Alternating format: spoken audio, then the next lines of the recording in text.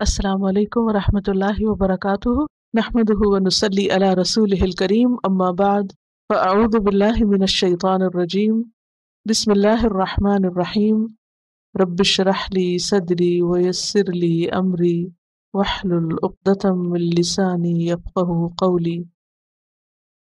ومن حیث خرجت، اور جہاں سے بھی تم نکلو، فولی وجہک، تو پھیر لو اپنے چہرے کو، شطر المسجد الحرام، مسجد حرام کی طرف، وحیث ما کنتم، اور جہاں کہیں بھی تم سب ہو، فولو، تم سب پھیر لو، وجوہکم، اپنے اپنے چہروں کو، شطرہ، اس کی جانب، لئلا، یہ اصل میں تھا لی، ان اور لا، تین چیزیں جمع اس میں، کون کون سی؟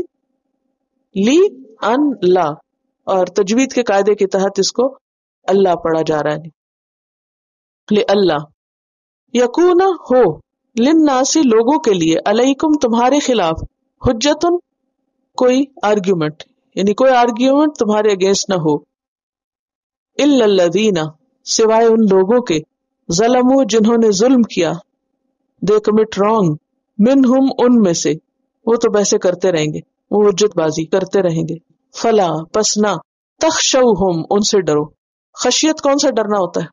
پیچھے پڑ چکے ہیں آپ، علم کی وجہ سے ڈرنا، کسی کے مقام کو پہچان کے اس سے ڈرنا، ایسا ڈرنا جس میں عظمت اور ہیبت ہو، کسی کی عظمت اور ہیبت کی وجہ سے ڈرنا، ان سے نہ ڈرو، وخشونی، اور ڈرو مجھ سے، کس سے؟ اللہ سے، ولی اتم، اور تاکہ میں تمام کر دوں، پورا کر دوں، کمپلیٹ کر دوں، تا میم میم تم، اتم یتم اتمام، نعمتی، اپنی نعمت، فیور، علیکم، جو تم پر ہے، وَلَعَلَّكُمْ، اور تاکہ تم، تہتدون، تم ہدایت پا جاؤ۔ وَمِنْ حَيْثُ خَرَجْتَ، پھر تیسری بار، جہاں سے تم نکلو، فَوَلِّ وَجْهَكَ شَطْرَ الْمَسْجِدِ الْحَرَامِ، اور یہ حکم کس لیے ہے کہ گھر کے باہر جہاں بھی تم جاؤ، خرجتا کا کیا مطلب ہے؟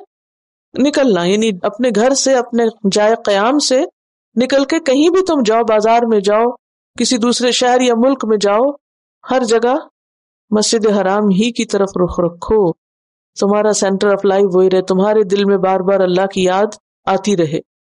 وحیث ما کنتم، اور جہاں بھی تم سب ہو اے مسلمانوں، فولوا وجوہکم شطرہ، تو تم سب اپنے رخ اسی کی طرف کرو، کیوں؟ لئلا یکون للناس علیکم حجہ، لئلا، تاکہ نہ، یکون، ہو، للناس، لوگوں کے پاس، علیکم، تمہارے خلاف، اگینسٹ یو، حجتن، کوئی آرگیومنٹ، لوگ تمہارے خلاف حجت نہ کریں کہ یہ کیسے مسلمان ہے، کہیں تو قبلے کی طرف رخ کر کے نماز پڑھتے ہیں اور کہیں اس کو چھوڑ دیتے ہیں، کبھی ادھر ہوتے ہیں کبھی ادھر ہوتے ہیں۔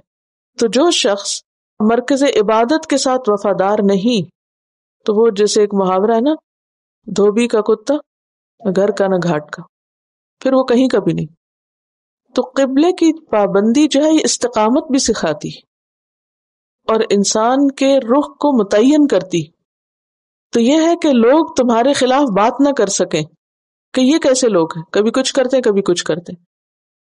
الا الذین ظلموا منہم، مگر وہ لوگ جنہوں نے ظلم کیا ان میں سے، وہ تو بحثیں کرتے رہیں گے، وہ تو کوئی نہ کوئی اعتراض کرتے رہیں گے، وہاں سے تو کچھ نہ کچھ منفی پروپیگنڈا تمہارے خلاف ہوتا ہی رہے گا، وہ تو تمہیں کسی حال میں معاف نہیں کریں گے۔